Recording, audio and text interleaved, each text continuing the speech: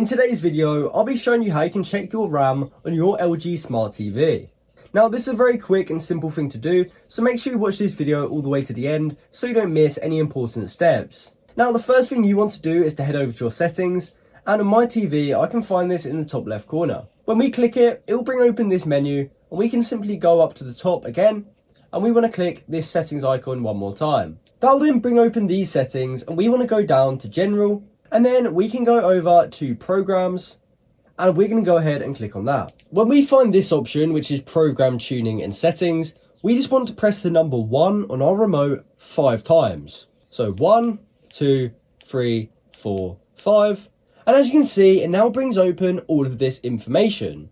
From here, we're able to find all the information related to our TV. And as you can see in the top left corner, here's where we can find our memory information. So this has been my video showing you how you can check your RAM on your LG Smart TV. I hope you found this video helpful, and thanks for watching.